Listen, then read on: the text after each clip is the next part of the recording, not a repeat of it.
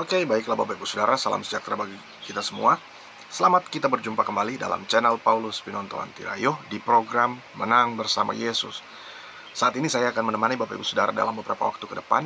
Namun sebelum Bapak Ibu Saudara nonton video ini, jangan lupa tekan tombol subscribe, komen, like sebanyak-banyaknya.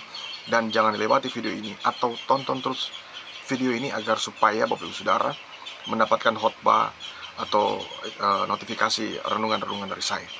Dan terima kasih kepada Bapak Ibu Saudara yang sudah subscribe channel ini. Semoga channel ini makin berkembang berkat dukungan atau support dari Bapak Ibu Saudara. Jika Bapak Ibu Saudara membutuhkan layanan doa, Bapak Ibu bisa menghubungi kami di 0852 40 30 29 30 atau Bapak Ibu bisa komentar di kolom komentar di bawah ini. Nanti tim doa kami, tim doa Yabes akan mendoakan Bapak Ibu Saudara. Dan saat ini saya akan memberikan tema renungan saya adalah memohon pengampunan kepada Tuhan. Mari kita buka Alkitab kita yang terdapat dalam kitab kitab Mazmur, kitab Mazmur pasal 51 ayat yang kelima. Firman Tuhan berkata, "Sebab aku sendiri sadar akan pelanggaranku, aku senantiasa bergumul dengan dosaku." Ya, firman Tuhan katakan yang ditulis oleh Daud ketika dia mengungkapkan saat setelah dia jatuh dalam dosa, dia katakan, "Sebab aku sendiri sadar akan pelanggaranku, aku senantiasa bergumul dengan dosaku." Nah, Bapak Ibu Saudara, mengakui kesalahan bukanlah hal yang mudah. Ketika mengakui kesalahan, kita justru diperlakukan tidak baik, bahkan direndahkan, ya, dan berbagai tindakan yang lain. Bahkan itu menyakiti kita, melukai hati kita, karena kita telah melakukan kesalahan. Karena itu banyak orang memilih menyembunyikan kesalahannya. Daud ketika berbuat salah, dia berbuat dosa, ia pun sedapat mungkin untuk menyembunyikan. Ya, dia menyembunyikan kesalahannya dia menyembunyikan dosanya dia pikir bahwa Tuhan tidak tahu. Ya, padahal Tuhan mengetahui segala sesuatu, bahkan menegur Daud melalui Nabi Nathan.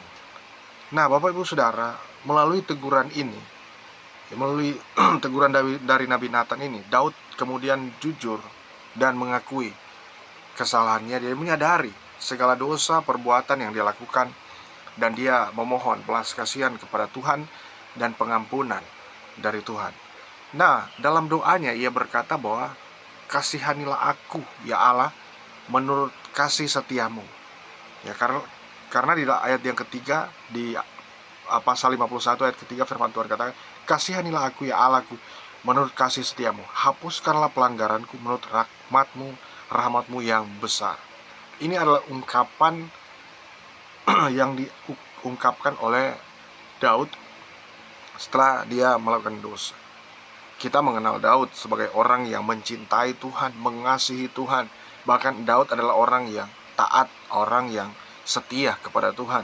Bahkan kita tahu bersama historis atau sejarah atau riwayat kehidupannya dia ketika dia mengalahkan Goliat. Tetapi ada bidang dalam hidupnya yang tidak pernah dia serahkan kepada otoritas Tuhan. Ada hal yang dia sembunyikan. Dia membiarkan dosa yang telah dia lakukan itu berkuasa dalam hidupnya.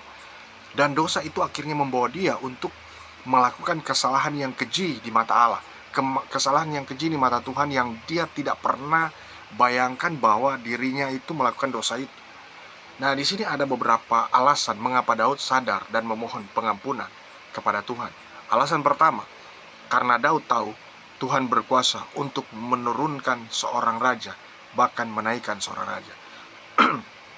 Bapak Ibu Saudara dimanapun berada, sini alasan pertama karena Daud tahu Tuhan itu berkuasa untuk menurunkan seorang raja. Daud kita tahu bersama bahwa dia diangkat oleh Tuhan. Walaupun dia sudah dikatakan dia akan menjadi raja, tapi kemudian dia menunjukkan sifat-sifat kerendahan hatinya, yang padahal pada waktu itu sebenarnya dia sudah akan kemudian jadi raja. Nah, Bapak Ibu Saudara, Tuhan akan mengangkat dia setelah dia menang dari peperangan atau dia sedang berperang dengan Goliat, dan Tuhan membuat dia makin naik dan makin diberkati, makin diangkat Tuhan. Dia nggak punya jabatan apa-apa selain dia hanya sebagai seorang gembala kambing domba. Tetapi kemudian karena satu momen dia mengalahkan Goliat bertepatan, jika ada orang yang mengalahkan Goliat pada waktu itu, maka ia akan diangkat menjadi raja seperti itu. Nah, pada pada waktu itu Daud mengalahkan Goliat, dan sebenarnya hari itu juga Daud sudah menjadi seorang raja dari perkataan atau statement yang Daud dengar pada waktu itu. Tetapi dia tidak serta-merta menjadi raja, dan ini adalah proses yang luar biasa. Yang kalau kita lihat, ketika Daud sudah menjadi raja, siapa yang mengangkatnya? Tuhan yang mengangkat dia. Dengan peristiwa tersebut, dia makin disertai Tuhan. Nah, tentu ini adalah masalah besar ketika dia sudah berada di singgasana. Pada waktu dia belum berada di kerajaan, pada waktu dia belum memimpin seorang raja, hidupnya itu luar biasa. Dia masih memuji Tuhan, dia masih melakukan firman Tuhan, dia melakukan perintah Tuhan, dia menjadi orang yang sederhana, dia tidak main perintah sana sini, dia tidak memiliki kuasa apa-apa selain hanya sebagai sebagai gembala kambing domba. Tetapi ketika dia memiliki posisi, memiliki jabatan seorang raja, maka yang dilakukan adalah kesalahan yang fatal, dosa yang besar di mata Allah, dosa yang besar di mata Tuhan, ketika dia melakukan kesalahan dosa perzinahan. Nah, Bapak Ibu Saudara, di sini kemudian Daud tahu bahwa Tuhan itu berkuasa untuk menurunkan seorang raja jika raja tersebut atau jika seorang percaya tersebut telah melakukan pelanggaran dan dosa. Kadangkala kita menyembunyikan dosa, kadangkala kita menyembunyikan pelanggaran kita. Kita nggak mau jujur dengan Tuhan. Malah kita berpikir karena saya ini nggak bisa dijamah oleh siapa-siapa. Ya, saya ini seorang pemimpin, saya nggak bisa dijamah oleh siapa-siapa. Nggak ada orang yang bisa tahu apa yang saya lakukan. Tapi saya mau kasih tahu, saya mau ingatkan kepada kita semua bahwa tidak ada satupun yang akan tidak diketahui oleh Tuhan. Semuanya akan diketahui oleh Tuhan, dan kemudian ada waktunya Tuhan akan menurunkan posisi Anda, posisi Bapak Ibu Saudara, posisi kita semua ketika kita melakukan kesalahan di mata Tuhan. Maka ketika kita melakukan kesalahan pelanggaran, kita harus memohon pengampunan kepada Tuhan. Dan hal ini jangan pernah kita ulangi. Jadikan itu sebuah pembelajaran dan kita benahi diri kita. Kita lakukan yang terbaik hanya untuk Tuhan saja.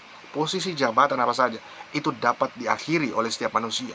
Tetapi kalau kita hanya terus bergantung pada Tuhan, pasti Tuhan akan berkati hidup kita. Alasan kedua, mengapa Daud sadar dan memohon pengampunan kepada Tuhan? Karena Daud tahu Tuhan akan murka. Bapak Ibu Saudara, alasan kedua ini seharusnya Daud sudah tahu bahwa Tuhan akan murka. Tapi kalau kita perhatikan setelah dia jatuh dalam dosa, dia tidak seperti orang lain, ya. Dia tidak menghindar dan sebagainya, dia tidak ngeyel, dia tidak memberontak dan sebagainya. Justru karena Daud tahu Tuhan itu sudah murka dengan pelanggaran, dengan kelakuan yang dia buat, maka dia memohon pengampunan kepada Tuhan. Kita harus perlu sadari bahwa hidup kita ini harus diarahkan, hidup kita ini harus punya sesuatu untuk mengingatkan kita, sebagai pengingat bahwa kita itu perlu dituntun oleh Tuhan. Karena apa? Karena Tuhan akan murka dengan apa yang kita lakukan. Nah, Bapak Ibu Saudara, persoalannya, ya, kalau kita melakukan pelanggaran bertahun-tahun dan bertahun-tahun itu tidak dibereskan dalam hidup kita, maka bukan manusia yang kita takuti, tapi Tuhan yang kita takuti. Maka dalam hidup ini, mari kita bereskan hidup kita dan memohon pengampunan kepada Tuhan. Tuhanlah yang mengangkat seseorang, Tuhanlah yang juga menurunkan seseorang. Bapak Ibu Saudara, kalau kita setia, saya pastikan bahwa kita akan diberkati Tuhan secara luar biasa. Bahkan posisi Anda akan naik. Tapi berhati-hatilah ketika Anda sudah memiliki posisi yang luar biasa. Disitulah banyak letak kejatuhan Anda. Kejatuhan Bapak Ibu Saudara, kejatuhan Bapak Ibu Saudara yang mungkin saja Bapak Ibu Saudara nggak sadar. Tapi hari ini saya mengingatkan karena saya mengasihi Bapak Ibu Saudara. Tetaplah ingat bahwa Tuhan selalu mengingatkan kita bahwa teruslah datang memohon pengampunan kepada Tuhan. Sekalipun di mata siapapun kita tidak melakukan pelanggaran, tapi kita harus tunduk pada otoritas Tuhan.